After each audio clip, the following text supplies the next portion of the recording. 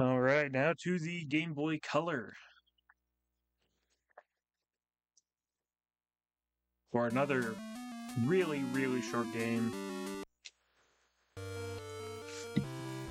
I forgot the game started this way. That's also way too loud. Oh yeah, this game is really loud. Okay. Yeah, new adventure. And again, this is the game that if you lose, you can still win. The game does not care if you win or lose. It will still let you progress to the ending. And I'm actually going to see about turning it down a little on OBS. So we do have a world map. There's a lot of optional bonus stuff we can do on the world map. And we are not going to do any of it unless I forget what the way to go is. Said we are just going to continue on the main path. Pretty much any path that has a dead end, we're not going to go, because that's going to probably give you a card. And maybe the cards can be helpful, but overall they kind of just waste time. But basically, this is kind of a board game, party game-esque thing.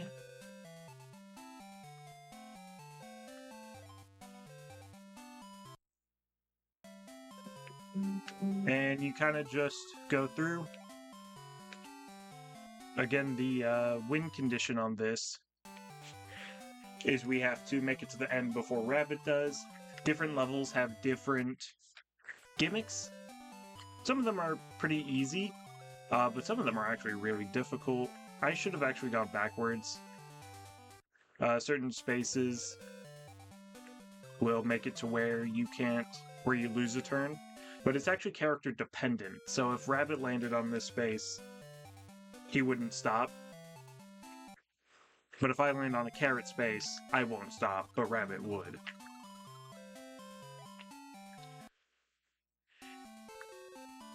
Oh, you lose more turns, okay.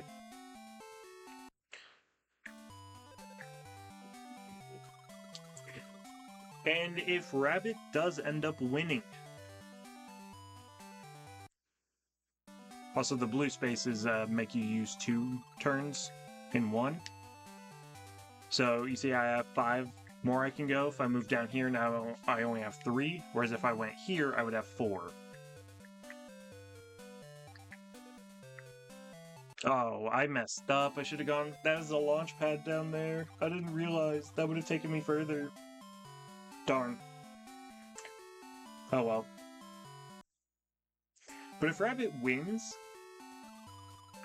I'm not going to lose out on any progress. I will actually straight up still win.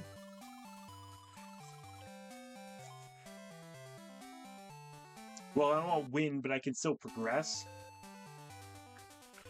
Because all that's going to happen if I lose is I will see a different ending cutscene than I would if I won. But then I will progress through the rest of the game. So it's only the endings that are different, and in games that have multiple endings, I don't have to get the best ending to beat the game.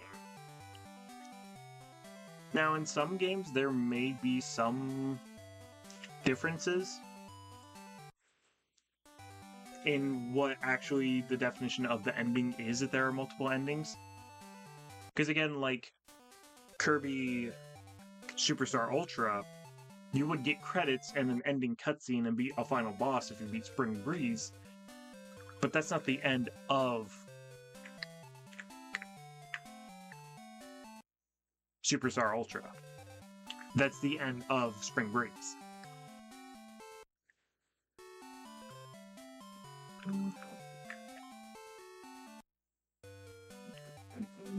And then... So yeah, to me it depends on the type of ending you can get.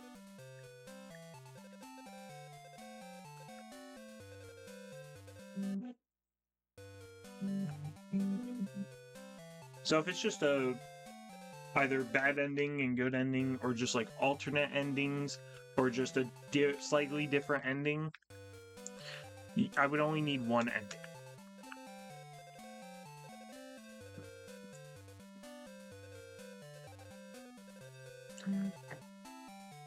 Yeah, so this one, instead of it being a race, you have a certain number of turns to get everyone.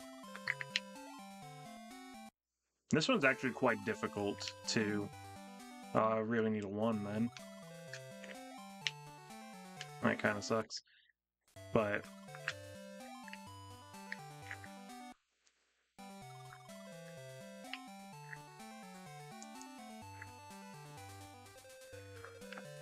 yeah, so some games I think it'll be obvious. In a lot of the Crash Bandicoot games,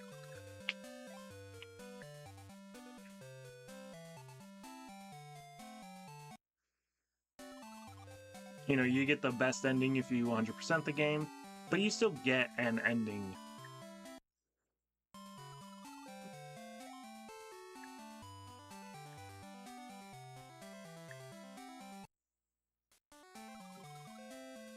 If you don't 100% the game, it still is the end of the game.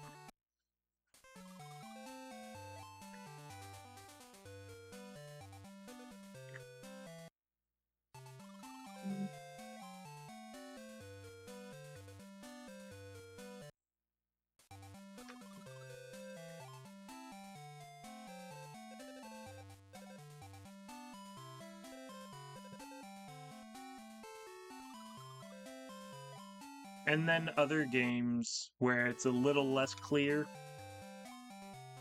like again, Kirby Superstar Ultra.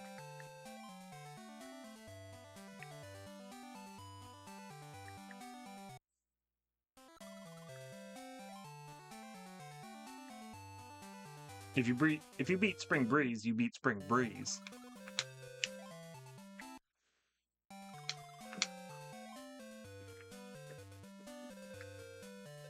Rip. But yeah, see, I'll get a slightly different ending.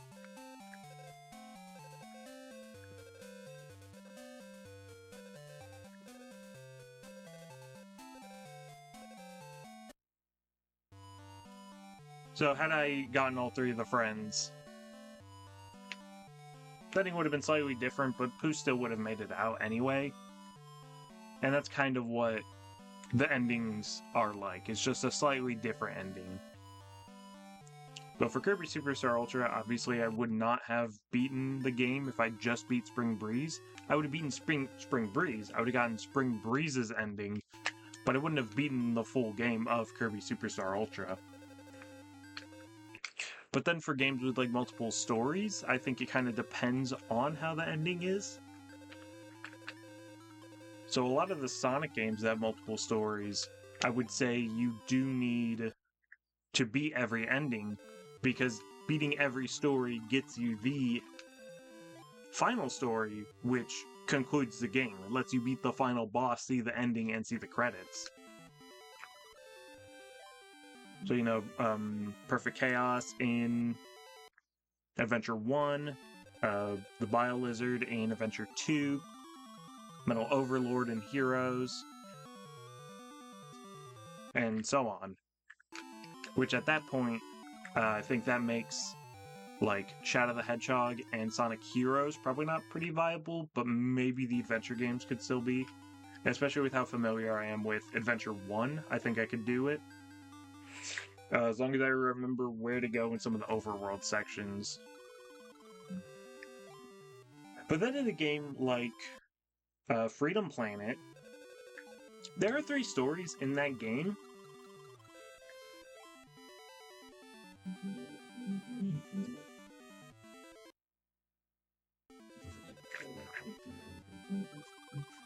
They don't give you different endings. The ending's pretty much the same, slightly different depending on which character you beat the game as. There's slightly different levels you play through. But you kind of get to the same...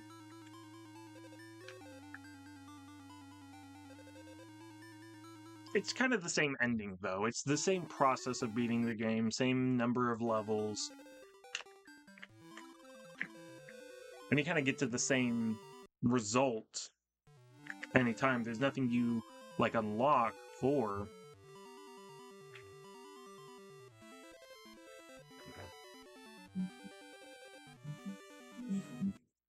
beating all three stories. There's nothing that really changes too much. So I don't know that I would say you have to beat all three stories to beat Freedom Planet. I might say you just have to beat one story. And again, that's going to be the kind of thing that depends. I think what's happening right here, though, this is just something with the save on my cartridge. I think because this cartridge has more cards unlocked, Piglet's able to use cards, whereas if you had a completely clean file and didn't have any cards, he wouldn't be able to use these. And that would be faster because, obviously this takes up so much time. I think Piglet's the only one that uses them, though. So it shouldn't be that bad.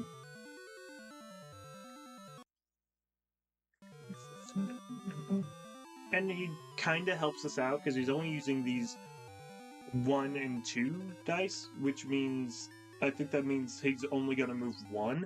So that gives me a better chance to catch up to him than if he wasn't using them at all. But that does bring up another point. I'm not going to be using, like, purposefully using speedrun tricks or anything. Or, like, out-of-bounds glitches or major skips or anything. But if one were to accidentally happen, I'm gonna keep it, because I don't think there's any reason in purposefully... You know, if the game bugged out and let me skip something, that's on the game, that's not on me. And it did not happen in this playthrough. However, there is a way you can skip Piglet's level. That the first time it ever happened to me, and that first time it happened to me is the first recorded instance, as far as I know, of that glitch ever happening. Oh boy, I have to remember where you go here. Do you go up or right? I think you go up. No, I don't think so. Rip. That's just gonna give me a card, and it's not. It's not gonna do anything, because none of the other levels are gonna be that long. I think there's only 2 levels left, actually.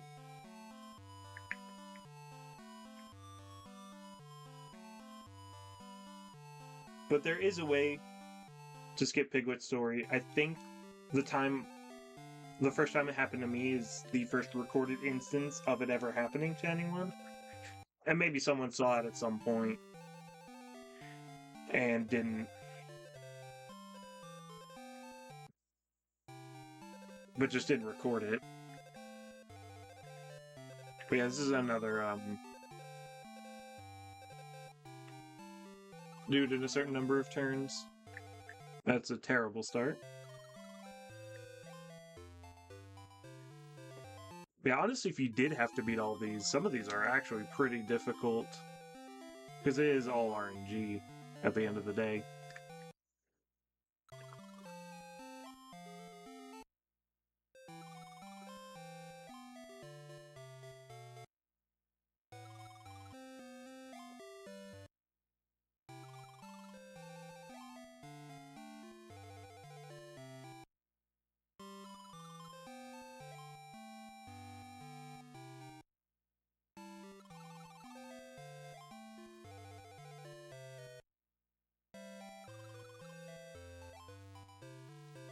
But you can actually skip Piglet's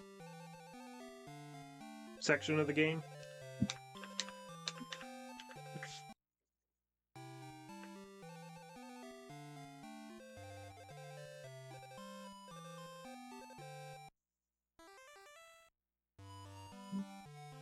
And the only way I would have done it is if I had done it on accident. because it's you can. I guess you kind of could try.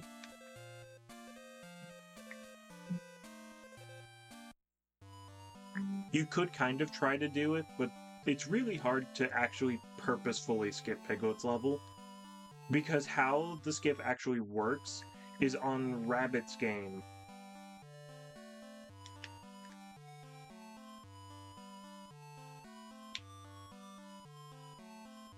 If you win on the very final possible turn, so you get 18 turns to win. If you don't win in 18 turns, you get the bad ending. If you win in less than 18 turns, you would get the good ending. But if you win exactly on turn 18,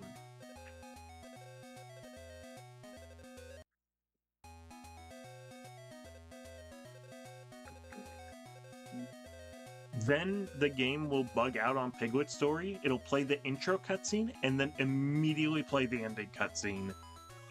And you won't at all play Piglet's game. It doesn't actually like save time because